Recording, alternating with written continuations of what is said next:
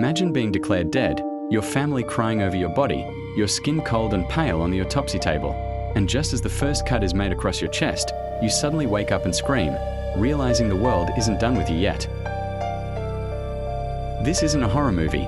It's a real event that happened to a man named Carlos Camejo, a government worker from Venezuela who was officially pronounced dead after a fatal road accident.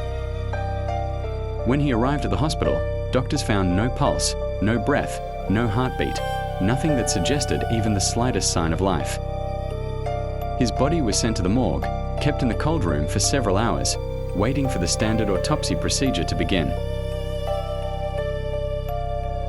But as the forensic team made the first incision on his chest to determine the cause of death, something unthinkable happened.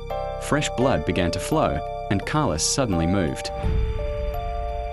The doctors froze in horror. Some screamed, others backed away, because they knew one thing for sure: a corpse doesn't feel pain.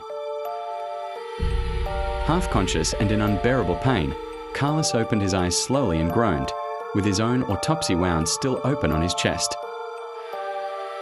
The event was later documented as one of the rarest medical phenomena ever recorded, known as the Lazarus syndrome, when a person declared clinically dead comes back to life without any medical intervention. Scientists believe this can happen when trapped air pressure in the lungs somehow restarts the heart minutes, or even hours, after it has stopped.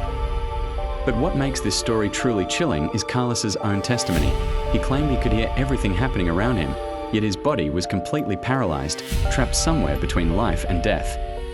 He remembered feeling the sharp sting of the scalpel slicing into his chest, but he couldn't scream, couldn't open his eyes, only hoping someone would notice before it was too late.